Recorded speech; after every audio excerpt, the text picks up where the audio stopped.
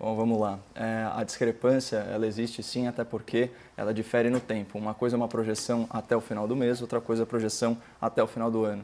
Se o espectador tem alguma dúvida em relação desculpe, Caio, a projeção do Covid no Brasil não é até o final do ano. Se o espectador tem alguma dúvida... Você está equivocado. Não, ele fala da pandemia como um todo, no estado de São Paulo. Se o espectador tiver alguma dúvida em relação à decisão do STF, basta ele se perguntar se o presidente da República quisesse flexibilizar a economia do estado de São Paulo, ele poderia juridicamente? E a resposta é não. E é isso que interessa ao espectador que está sendo penalizado e pauperizado enquanto nós estamos aqui trabalhando, porque temos o privilégio de sermos considerados como atividade essencial. Eu fico espantado, né, com a sua certeza quase científica ao prever um futuro que não existiu, né? Se não tivéssemos feito isso, certamente haveria tantas mortes. Mas não fui eu que a autoridade que você fala isso e repercute isso? Essa previsão isso é um achismo. Caio. Achismo. Estudiosos da USP, da Fiocruz, achismo é você, Caio. Quem faz achismo aqui é você, Caio. Se a gente falar do número de óbitos verificado, tudo bem. Número de contágio verificado, ok. Agora, se a gente fizer estudos como os que eu trago aqui mostrando que recessão econômica mata com base em anos anteriores, isso ainda faz algum sentido. Agora, projeções sobre uma pandemia inédita no mundo, com essa certeza, se não tivéssemos feito isso, morreria tantas pessoas, isso é cair em papinho de político e eu estou fora dessa, né? E outra coisa, você coloca uma série de critérios para a flexibilização do isolamento, mas o principal deles é garantir que o sistema de saúde aguente. Inclusive com uma curva atenuada de contágio, certo? Porque senão a gente fica esperando o mundo ideal para começar a tomar pequenas ações que vão ter impacto gigantesco na vida das pessoas. E já que você falou em dados, vamos falar em transparência, né? Que é uma coisa super ligada. Você que é ungueiro vai gostar de saber disso. A ONG internacional Open Knowledge, né, que é presente aí em mais de 66 países, ela alertou, né, para a ausência de microdados na prestação de informações do governo de São Paulo à população, né? Esse estudo aponta que São Paulo deveria ser mais transparente sobre questões relacionadas tanto às infecções quanto aos óbitos do coronavírus, né? Então, por exemplo, o governo hoje em dia ele se limita a comunicar os dados por cidade. Agora, faltam informações sobre o detalhamento dos casos. Então, gênero, faixa etária, doenças pré-existentes. Não tem uma planilha de ocupação de leitos, não tem dados sobre a quantidade de testes disponíveis e testes aplicados. Então, entre os estados do Sudeste, né, para a gente ficar numa região um pouco mais homogênea, São Paulo é considerado o menos transparente. Isso num governo que se gaba desde a eleição, né, de ter como marca a gestão.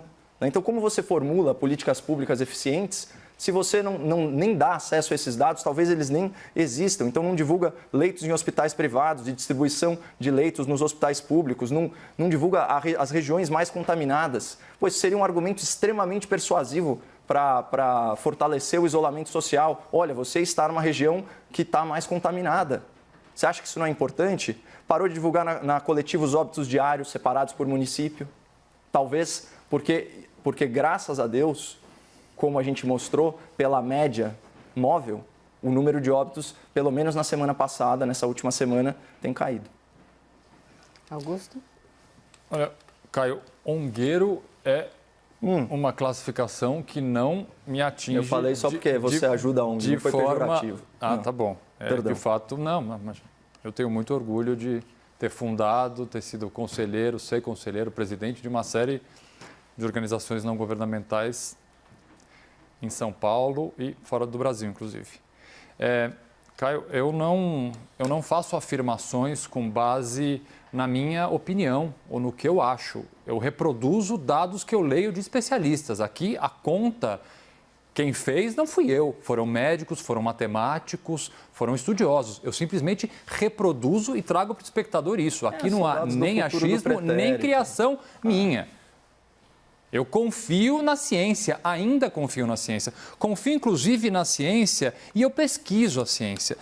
Você já diversas vezes trouxe um artigo publicado na The Lancet, que eu acredito que seja de uns brasileiros, só para eu não cometer nenhuma injustiça. É um artigo de 2019 de brasileiros que fizeram uma comparação com mortalidade e desemprego aqui no Brasil. É esse? acredito. Que avalia o período de 2012, 2017. Isso, chama Effect of Economic Recession and Impact of Health and Social Protection Expenditures on Adult Mortality. Esse é o nome do artigo. Deve ser. Eu fui pesquisar e eu descobri uma coisa engraçada. Todas as pessoas que fizeram desse artigo publicaram uma nota dizendo o seguinte: o artigo tem sido usado para sustentar o argumento de que o isolamento social extenso e prolongado erodiria a economia, produzindo aumento de mortalidade dos mais vulneráveis. Trata-se de uma interpretação absolutamente invertida sobre as conclusões do artigo. Mais uma vez, não sou eu que estou dizendo, não sou eu que estou achando, são os autores do texto que você reiteradamente traz aqui, que é um texto que não tem relação nenhuma com o coronavírus. Quando aumenta o desemprego, aumenta a mortalidade. Eu simplesmente estou trazendo o que eles falaram. A gente não está tratando de isolamento. Essa é a opinião dos especialistas que você traz sobre isolamento. Por que isso torna errado o que eu falo aqui? Eu só estou replicando. A conclusão do estudo é essa. Só estou replicando a opinião deles. Eles não devem estar felizes de ter o estudo dele utilizado para o argumento, mas o ponto não é esse. Sim. Isso não muda a verdade dos fatos. Quando você aumenta o desemprego, você aumenta a mortalidade. E isso é, sim, um critério a ser considerado quando a gente trata desse falso dilema entre economia e saúde. Poxa, isso é tão elementar. Eu também acho, mas eu acho que é o seguinte, quando a gente coloca a economia acima da vida, mas ninguém está pondo a economia acima da vida. É o reconhecimento do fracasso da humanidade, para mim. É o completo reconhecimento do fracasso da humanidade. Porque o isolamento que está sendo proposto no estado de São Paulo, em outros estados de São Paulo, é uma medida para salvar vidas, para reduzir o contágio, para fazer com que as pessoas, quando voltem a trabalhar, porque a economia vai voltar, voltem saudáveis. Mas, doutor, voltem em maior número. As medidas de isolamento servem para proteger o emprego. As medidas de isolamento, Caio, servem para proteger a indústria. É isso que eu estou dizendo. Ninguém é contra a abertura, mas é óbvio que a abertura tem que se dar o quanto antes. A indústria está autorizada a trabalhar, doutor, tanto que eles seguem protocolos rígidos de distanciamento social. O problema é que isso está gerando uma crise de demanda na ponta. Outro dia você me perguntou, mas se abrirem as concessionárias, quem que vai comprar carro? São pessoas como você, engravatados, que não perderam renda. Tem mercado. Só que, óbvio, se a concessionária não abrir, ninguém vai comprar. Agora, só para retomar... Eu não me lembro de ter dado acesso à minha conta corrente para você dizer se eu perdi ou não perdi renda. Então, essa afirmação é mais um achismo seu. Vamos lá, é um achismo mais um achismo seu. Verdade. Olha, eu não me lembro de compartilhar com você as senhas do banco. Sem nenhum embasamento essa informação. Não compartilhei com você as senhas do banco. Só para trazer de novo para São Paulo, porque eu acho muito importante falar da questão da gestão pública. Eu falei na minha fala inicial sobre os hospitais de campanha, que eu disse que eram iniciativas midiáticas. Por quê? O hospital de campanha, ele se destina maiormente a pacientes leves e moderados. Ele tem esse trabalho de triagem para encaminhar para outros lugares. Um hospital de campanha sai mais ou menos por 10 milhões de reais para ser implementado e tem aí um custo de gestão mensal de 10 milhões. Ou seja, em 4 meses, contando o aporte inicial, ele custa 50 milhões de reais. São 3 desse aqui em São Paulo. Com o valor de um hospital de campanha, o governo pode contratar, junto ao serviço privado, 23.800 diárias em UTI. Ou seja, aqui no caso da Covid, que tem internação aí de 10 dias, dá mais ou menos aí 2.380 pacientes graves, aqueles de UTI. Aqueles que faz toda a diferença terem acesso ou não ao respirador, ao ventilador. Então, você imagina isso, se eu pegar aquele outro número que eu citei, dos 550 milhões aí, nos respiradores que o Ministério Público está apurando se foram superfaturados ou não, a gente está falando em 261.900 diárias, atender 26 mil pacientes, isso ao longo de 4 meses. Seria mais que suficiente. E São Paulo tem centenas de hospitais privados. E aí, só essa semana, depois de 3 meses de pandemia, a maior capital do Brasil, a cidade mais rica da América Latina, faz parceria com 11 hospitais, 11 grandes hospitais. É óbvio que isso tem que ser elogiado. O que eu não entendo é numa gestão estadual, que, aliás, cujo carro-chefe eleitoral foi justamente o programa Corujão da Saúde, que foi um sucesso, porque eram exames de imagem em hospitais privados, praticamente zerou algumas filas de exame aqui na capital. Como que isso não foi pensado antes? É uma falta de coordenação absurda. Faz a população imaginar segundas intenções, porque os hospitais privados, Augusto, eles foram praticamente bloqueados pelas operadoras para fazer procedimentos seletivos. Então, quando você vai num hospital privado, você vai ver a vacância do hospital. Porque, óbvio, a parte de traumatologia, de acidentes, diminuiu muito. né? A questão da violência urbana que mata também tem diminuído. Então, assim, eu não consigo entender aqui em São Paulo, a não ser que haja um grande problema de gestão pública, com todos os recursos que nós temos, com essa abundância de dinheiro que flui do governo federal para os governos estaduais, com a segurança de ter os seus impostos aí, a sua arrecadação de impostos recomposta pelos cofres da União, né? Com a facilidade de contratação sem licitação pública, né? Como explicar para o cidadão paulista que não é possível flexibilizar a economia gradual e responsavelmente, atividade por atividade, como eu disse no caso de concessionária, para ficar em um exemplo. O que eu não acho completamente, na verdade, impossível de explicar para o espectador é como é que o governo federal, por exemplo, não começou então a fazer hospitais de campanha ele. Como é que, por exemplo, seria um mau uso do dinheiro. Presidente já mau uso do dinheiro. Ué, aqui em São Paulo? Aqui em São Paulo? No Brasil, Caio. Usar militares, fazer para o Brasil inteiro. Pelo amor de Deus. Como é que fazer para o Brasil inteiro? Vamos só falar um pouco assim, já que quer se falar bastante de economia, vamos lá. Eu estou me atendo à pauta. Então, mas vamos falar um pouco de economia.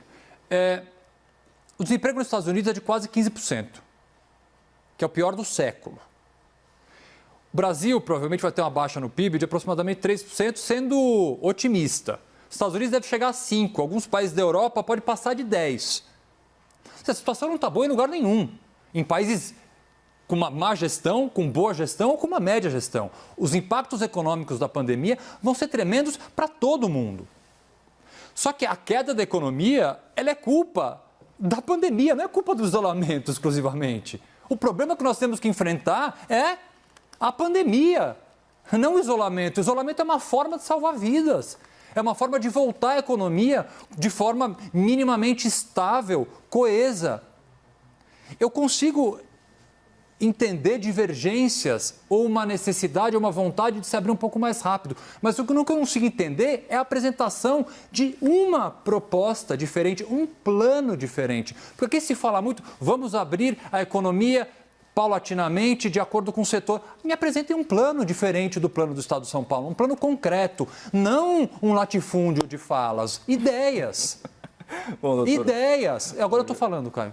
Ideias. Eu te ouvi por quase 3 minutos. Quase 3 minutos. Agora você vai ouvir. Agora você vai ouvir um pouquinho. Você que é latifúndio. Agora você vai ouvir um pouquinho. Eu quero propostas. O governo do Estado está apresentando uma proposta. Se é a proposta correta, a gente vai ter que ver quando os números começarem a se estabilizar e a gente começar a ir flexibilizar a economia. Agora não dá.